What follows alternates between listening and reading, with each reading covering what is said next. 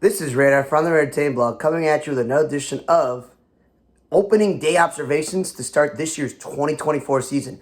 An interesting fact, most of my life, ESPN or Turner or wherever would be showing constant games between 11 and 12, 11 a.m. Central Standard Time and 12 p.m. Central Standard Time because they had East Coast games. The Reds would also have this huge parade before the season starts, like as the first team that's been in existence the longest in baseball that's still around, this whole parade and everything, and sometimes their game would be first and everyone would be after, or Sunday Night Baseball, like ESPN, would have a game the night before as like a big matchup like football does on Thursday Night Football, but that's gone the whole night before.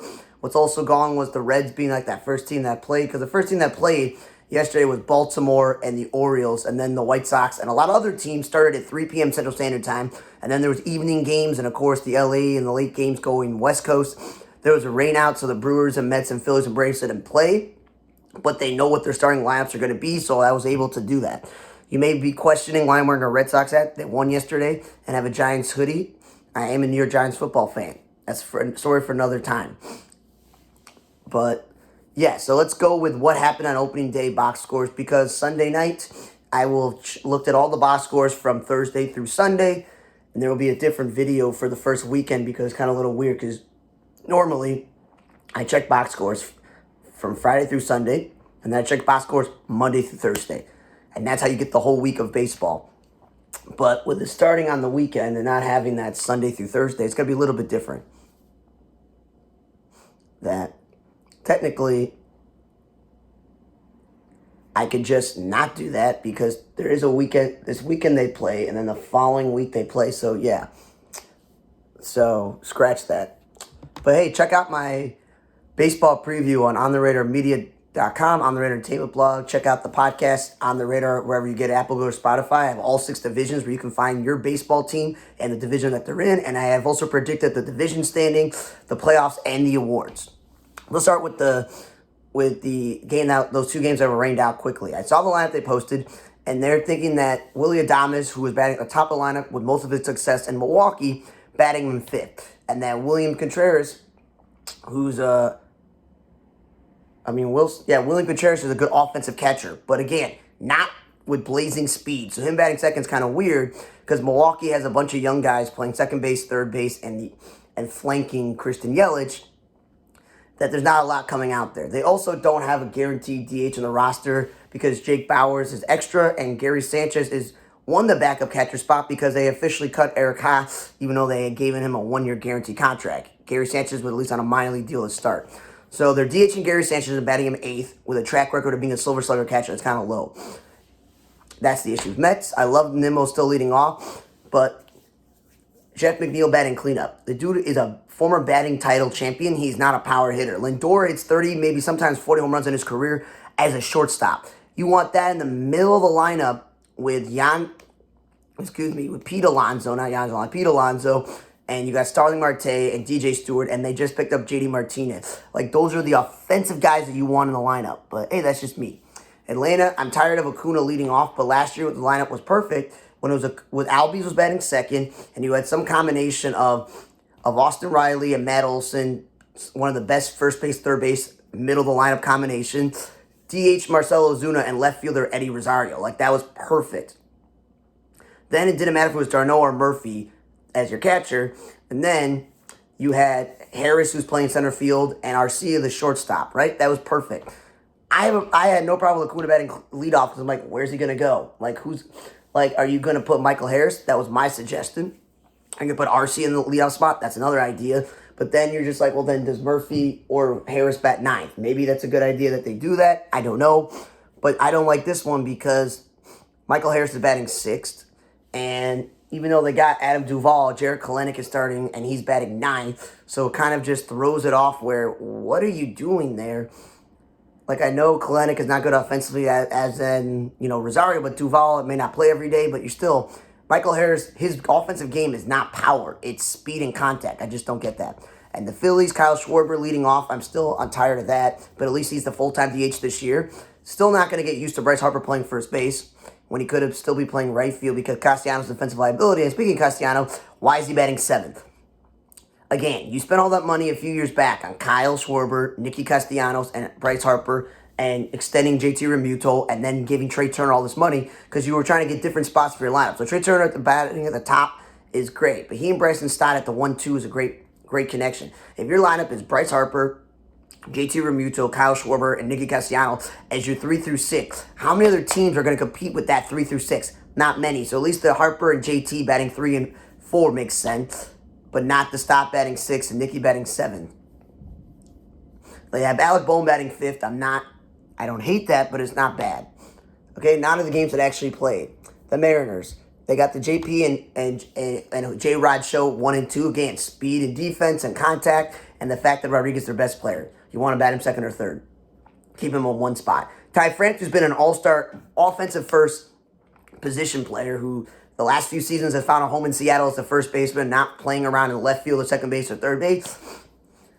Him batting 8th is way too low because I'm a White Sox fan, so I could be a little biased, but Polanco is an above-average offensive infielder, and Mitch Garver is above-average catcher who's DH at this point because of injury. But when they were in Minnesota, none of them were batting 3 through 4.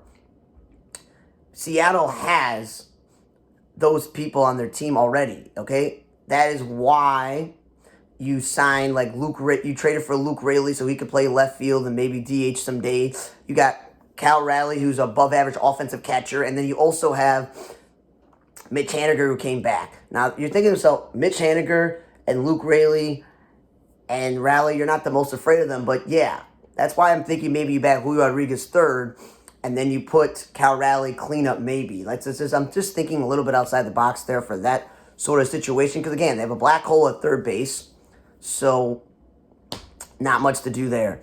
And then Austin Voth, I just love saying he's a starting pitcher pitching out of the bullpen, but I guess that's what he is. Dylan Moore, play left field. What again is he? Infielder.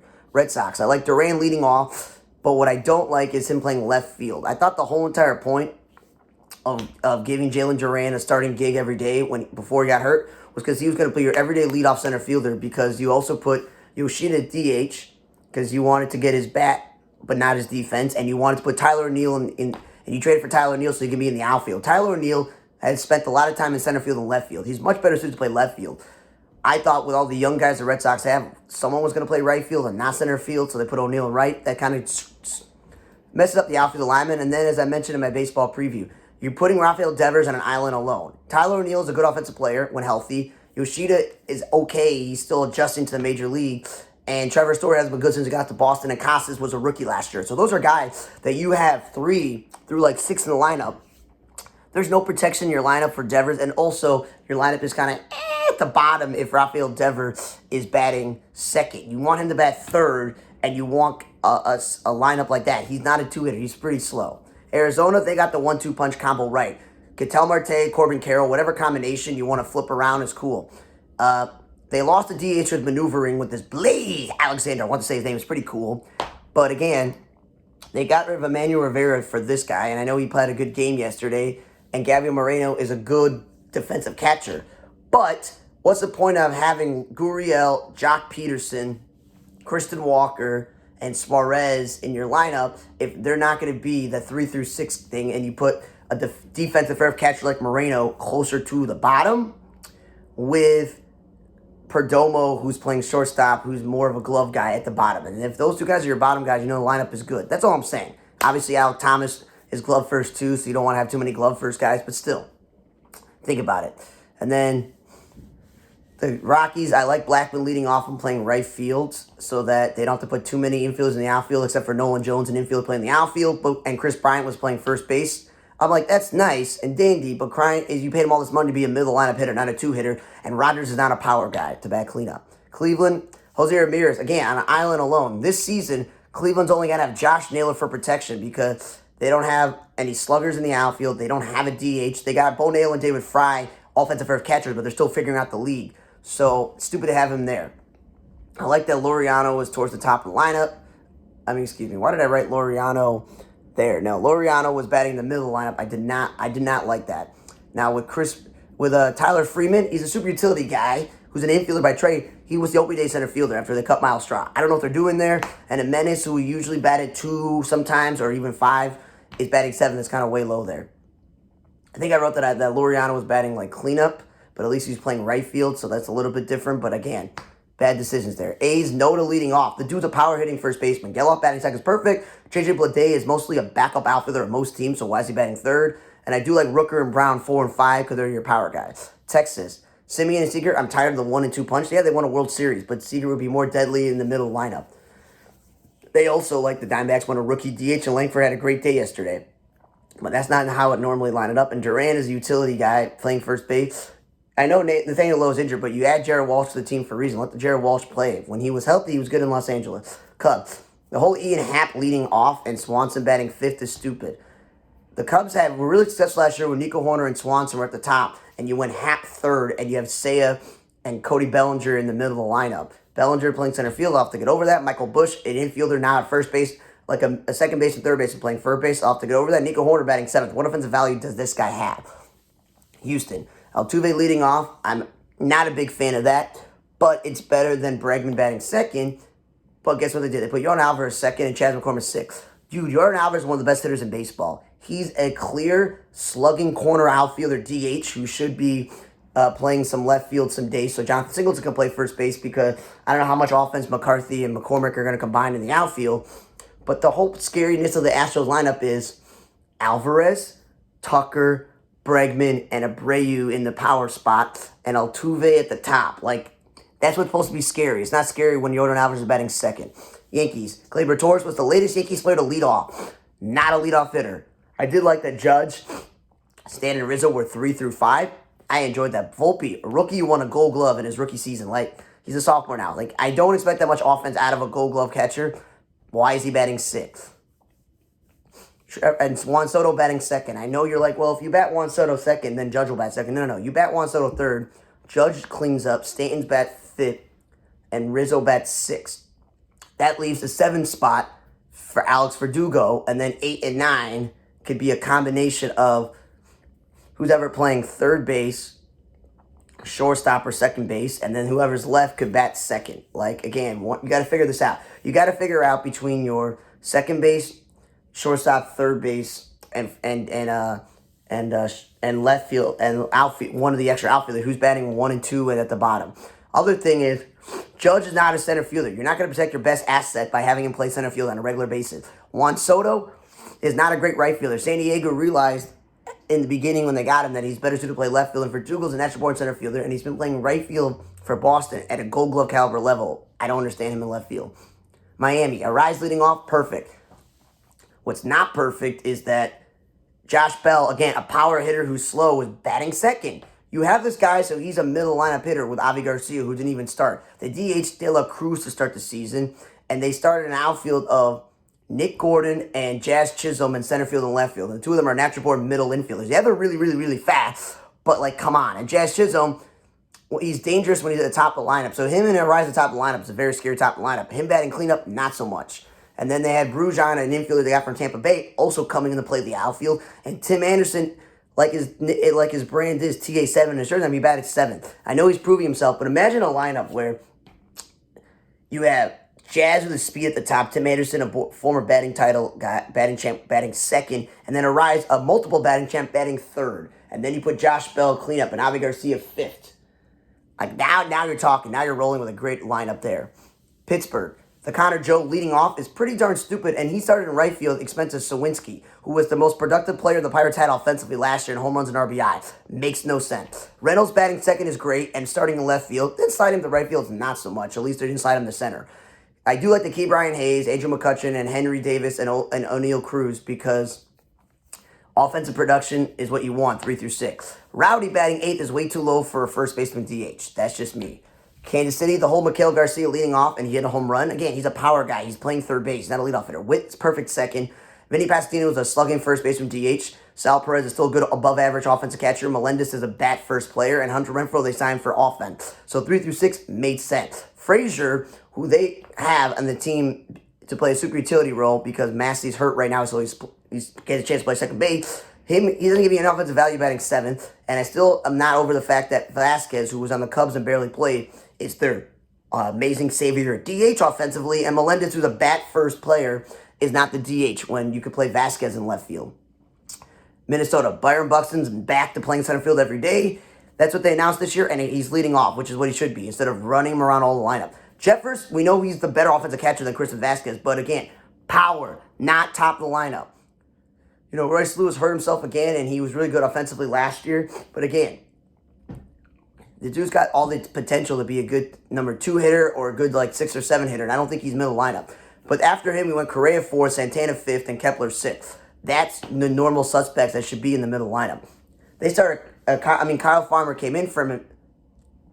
Kyle Farmer started instead of Edward Julian, so he came in to play for him, but that's too high for a utility guy to bat 7th. The whole point of Julian is that you traded Polanco so Julian can play every day at second base and bat at the top of the lineup. Manuel Margot, you got him so that in case of Buxton gets hurt, or Kepler gets hurt, or Wallner gets hurt, he plays, but he's also a still good offensive player, but he's not a power guy. It's about his making contact, so DHing him is a waste. Because Kirov, that's what you thought him and Trin Santana, they would switch turns. And then Willie Castro, another infielder, got to start in left field to start the season. Like, what was the point of getting Margot if you're going to do that? Like, really. Tampa Bay. Yanni Diaz, I think he won a batting title last year, but he also had 20-plus home runs. Tampa Bay's lineup is not a very scary lineup. You know, I like Brandon Lau 2nd and Randy 3rd, but imagine if Yanni Diaz was batting cleanup and Paredes was batting 5th, and then he got Josh Lau back to bat 7th or whatever it is. It's like, that's pretty darn good. But H-Ram, Harold Ramirez, not an everyday outfielder nor a DH, and he's not a cleanup hitter on most teams. Blue Jays. They had a nice experiment last year of George Springer like batting the middle lineup, but he's back to leading off. I'll accept that. But Bo Bichette should be at the top of the lineup. He is not Alex Rodriguez to be batting in the middle of the lineup as a shortstop or Carlos Correa. And Vladimir Guerrero Jr. is a cleanup hitter or even a 3 hitter. Why is he batting 2nd? And Kiermaier has never been a great offensive player. He should be batting last. That's just a fact. LA, the whole Mookie Betts leading off, I had to get over that because he's done really well there. But again, him moving from short to 2nd throughout the game is just going to wear him down, which is stupid. Ohtani batting 2nd, I'm sorry. Ohtani is like the perfect 3 hitter, okay? And you got the perfect cleanup guy in Freddie Freeman. And then you got Max Muncy, a bat first guy to bat 5th. Then I'd put Will Smith 6th. Will Smith is not Buster Posey. He's not Joe Mauer. He's not Gary Carter. He's not Mike Piazza. He's not a middle of the lineup 3 through 5 hitter. He's maybe 6th or 7th. And then Cardinals. Well, Donovan and Gorman are both back and taking turns playing second base, and one's playing left field, but I thought one would DH, but they did not. I think they DH Matt Carpenter. I'm not 100% sure. Or the DH Al Burleson. Again, Burleson has had more opportunities to play left field, so I would play him there. But what I'm annoyed is Gorman is batting 3rd again, and Goldie's batting 2nd. That's kind of what the problem was last year. Goldschmidt won MVP with him and Arenado as the 3-4 guys. Like, I don't understand why he's batting 2nd. He's not a number 2 hitter. San Diego. They don't understand the definition of what offensive production you're going to get out of certain positions. So, Hassan Kim, as a shortstop that you have replacing Bogart, he's not going to give you offensive value batting 5th. He's the top of the order or bottom of the order. Cronenworth, again, top of the order, bottom order. He's a middle infielder by trade, not a first baseman. So batting him 3rd is what first basemen do, but not where he should go. And Bogarts, he's at a new position, so we'll see how that works, him playing second base, which I think he's playing first base. He's not a leadoff hitter. You paid all this money for Bogart to be in the middle of the lineup with Manny Machado. Like, that's the whole point you got him. It really did. And the Giants. You signed Soler so he can be in the middle of the lineup with Michael Conforto and Matt Chapman, who you just signed. Like, those 3 guys are supposed to be in the middle of your lineup. I like Yastrzemski. He's a better defender, which is why they moved him to right field and put Conforto in left, but he's not a 5 hitter. And Tyro Estrada is a former utility guy who's found a home in San Francisco as the second baseman, but he's not a 6 hitter. I would put him 2nd maybe or at the bottom. And then Lamonte Wade Jr. is an outfielder they forced to play first base to keep him healthy. But again, not a number 3 hitter. Like, I don't understand what they don't understand the value of what guys are. Reds, Jonathan India started at second base with McLean's injury, and I liked him batting leadoff. Will Benson, because of the injuries to Friedel, he played center field and batted 2nd. Perfect. Fraley, he played right field, made some good plays, but he's not a number 5 hitter. And then what makes no sense, I know Nick Martini had a great day yesterday as the DH, but what is Nick Martini originally? He came up in the minor leagues as center fielder. He's probably not a great center fielder, but he's a corner outfielder. And on most teams, he's like your 4th or 5th outfielder. He really is. So I would play him in the outfield if you're going to want to just have, if you want real outfielders, because Spencer Steer had an opportunity to play first base or third base, but then went to Strand and Encarnacion and Candelario. So I'm like, maybe the DH spot was open for him. Nope, but went to a natural-born outfielder. Makes no sense. Washington, I like C.J. Abrams leading off, Lane Thomas batting 2nd. and they batted Garcia at the bottom. That's what they want to do with those positions. Cool. They brought in Jesse Winker and Joey Gallo, and they supported Meneses in that 3 through 5 spot. Perfect. And then they brought in Rosario, and he batted like 6th or 7th, whatever. And I thought, perfect. But then I'm looking at the box score going like, wait, so Victor Robles, nowhere to be found. Stone Garrett, Alex Call, Jacob Young, Carter, whatever his name is, none of them are to be found. But Winker, Rosario, and Gallo in the lineup. I'm like, wait a minute. What? Eddie Rosario plays center field? The dude has never been a great outfielder, let alone a center fielder. Maybe if you pushed him to right field, I wouldn't be like, oh my God, like that's weird. But the dude is a defensive liability in left field. How is he going to play center field? Like, if you're going to put a natural-born center fielder, you put Lane Thomas, who played a lot of games center field in St. Louis and Washington, and he plays center field, right? And then you can put Jesse Winker, who is a natural-born right fielder, or Joey Gallo, who won a Gold Glove in right field, and you put Rosario in left field, or you DH Rosario. Like, I don't understand the rationale there. Oriole. Gunnar Henderson, the whole leading off, some days, stupid. He should be middle lineup. Adley Rutschman should be in middle lineup because he's a very good offensive catcher. Hayes is not a world beater offensively in left field. He is not Jim Rice or Yastrzemski offensively. He's a good left fielder, but good player, but he's not a middle order hitter. The rookie Westbrook, I thought he was going to get an opportunity to play second base every day, and they DH'd him. Pretty stupid. That's why you have O'Hearn. Mullins, what offensive value does he give you 7th when he used to be a leadoff hitter? And then the whole shortstop thing, if Jackson Holiday is going to come up and replace and become your everyday shortstop, why would you waste Gunnar Henderson's time playing shortstop for a month or two of the season just to slide him back to third base? He just won Rookie of the Year. Leave him in one spot in the lineup, leave him in one position. And then Mateo, I know he hasn't been great except for killing the White Sox, but he's a natural-born shortstop, so is Urias. Why isn't one of them just playing shortstop every day until Jackson Holiday comes in and bumps them out? Because, again, they're a placeholder. Gunnar Henderson had a placeholder. He's a franchise cornerstone of this team. So Urias got the start at third base, and Mateo got second base. It's just weird. Then the Angels. I wrote that Trout batted second, but actually he did not. He batted third. Like, I don't know why I wrote that there, because usually they were batting him there. But I'm glad that he batted third, and they started Aaron Hicks second. I'm like, that's not bad. But what was the point of having Mickey Monick and Joe Adell on your roster? I don't get it. Shawnell, instead of batting leadoff, I was like, thank God. He's batting sixth. Perfect. And that they started Miguel Sano with DH. I'm like, good, they have a DH. But Anthony Rendon leading off, like, what are you doing? Between Mickey Moniak, Joe Adell, and what you're doing in shortstop with the rookie, like, you have plenty of guys that you could play in the leadoff spot. I don't get that. White Sox, they had offers at the top of the lineup. Benintendi, Moncada were offer. The bottom lineup of Paul DeYoung, Maldonado, Kevin Pillar, Nicky Lopez, all offers. So, I've never expected Moncada to be this great player because he hasn't been consistent or healthy. But I'd rather Moncada be your number 6 hitter so that the last 4 spots in the lineup are not easy outs because Lopez and Maldonado and Pillar are there for defense, okay? They're just not good offensively. And then Tigers. Marquette at DH instead of Kerry Carpenter. I know you're playing the righty-righty matchup. But Riley Green, what does he bring to the team? Speed and defense. Kills the White Sox defensively with robbing them of a hit. He should be, if he's not going to be the leadoff hitter, he should be batting second or at the bottom of the lineup. They started utility man Andy Abani to leadoff spot instead of Rochelle at third base. Weird decision there. And then Torkelson, who was their best position player last year, he improved from his rookie season, having more home runs, RBIs, and hits. Way better player than he was, maybe figured out. I was expecting him to be in this heart of the lineup with Carpenter and Mark Canha and Giovanni Urshela. Like, I thought, okay, cool. That's where you're going to get your offensive production, and maybe from Cole Keith, the rookie second baseman. But I don't understand him batting second. Okay, thanks for listening to 2024 MLB Opening Day Observations, even though 2 games were in play.